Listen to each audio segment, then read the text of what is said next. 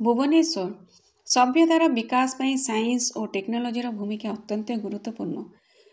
ଭାରତକୁ ବିଶ୍ୱଶକ୍ତି ହେବାକୁ ହେଲେ ବିଜ୍ଞାନ ଓ ପ୍ରଯୁକ୍ତି ବିଦ୍ୟାରେ ଆମ ଛାତ୍ରଛାତ୍ରୀଙ୍କୁ ଦକ୍ଷତା ହାସଲ କରିବାକୁ ପଡ଼ିବ ଏବଂ ଆଜିର ପିଲାମାନେ ହିଁ ହେବେ ସମୃଦ୍ଧ ଓଡ଼ିଶା ଓ ବିକଶିତ ଭାରତର ନିର୍ମାତା ବୋଲି ମୁଖ୍ୟମନ୍ତ୍ରୀ ଶ୍ରୀ ମୋହନ ଚରଣ ମାଝୀ ଭୁବନେଶ୍ୱର ସ୍ଥିତ ସାଇ ଇଣ୍ଟରନ୍ୟାସନାଲ ସ୍କୁଲର ବିଜ୍ଞାନ ଓ ପ୍ରଯୁକ୍ତି ମହୋତ୍ସବ ସାଇ ଟେଡ୍ 2025ରେ ଯୋଗଦେଇ କହିଛନ୍ତି।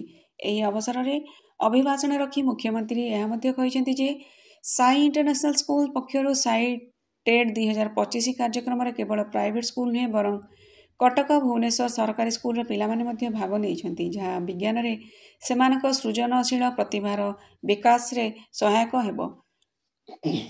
ବିଜ୍ଞାନ ଓ ଗବେଷଣାକୁ ପ୍ରୋତ୍ସାହନ ଦେବା ପାଇଁ ଯଶସ୍ୱୀ ପ୍ରଧାନମନ୍ତ୍ରୀ ନରେନ୍ଦ୍ର ମୋଦିଜୀ 1 ଲକ୍ଷ କୋଟି ଟଙ୍କାର ରିସର୍ଚ୍ଚ ଆଣ୍ଡ ଡେଭଲପମେଣ୍ଟ ଫଣ୍ଡ ଗଠନ କରିଛନ୍ତି। ଏହା ଆମ ଗବେଷଣା କ୍ଷେତ୍ରରେ ସମୃଦ୍ଧ କରିବ ଏବଂ ଆମ ଦେଶର ଛାତ୍ରଛାତ୍ରୀମାନେ ଗବେଷଣା କ୍ଷେତ୍ରକୁ ଅଧିକ ଆକୃଷ୍ଟ ହେବେ ଏବଂ ବିଜ୍ଞାନ ଓ ପ୍ରଯୁକ୍ତିର ନୂଆ ଉପଲବ୍ଧି ହାସଲ କରିପାରିବେ ବୋଲି ମୁଖ୍ୟମନ୍ତ୍ରୀ କହିଥିଲେ। ଶେଷରେ ପିଲାମାନଙ୍କୁ ଭାରତୀୟ ବିଜ୍ଞାନ ଓ ପ୍ରଯୁକ୍ତି ବିଦ୍ୟାର ଉପାଦେୟତା ବିଷୟରେ ଉଦ୍ବୋଧନ ଦେଇ ସେ କହିଥିଲେ ଯେ ଆଧୁନିକ ଟେକ୍ନୋଲୋଜି ବିକାଶ କ୍ଷେତ୍ରରେ ମଧ୍ୟ ଭାରତୀୟ ବୈଜ୍ଞାନିକମାନଙ୍କର ଗୁରୁତ୍ୱପୂର୍ଣ୍ଣ ଭୂମିକା ରହିଛି। ଏସବୁ ଆମେ ଏବଂ ଆମର ପିଲାମାନେ ଜାଣିବା ଅତି ଆବଶ୍ୟକ। ଆମ ଭାରତୀୟମାନଙ୍କ ପାଖରେ ସମଗ୍ର ବିଶ୍ୱରେ ସର୍ବୋତ୍ତମ ବୁଦ୍ଧିମତ୍ତା ଆମର ପ୍ରତିଭା ଅଛି। ଆପଣମାନେ ଏହି ବୁଦ୍ଧିମତ୍ତାକୁ ବିଜ୍ଞାନ ଓ ପ୍ରଯୁକ୍ତି ବିଦ୍ୟାରେ ବିନିଯୋଗ କରନ୍ତୁ।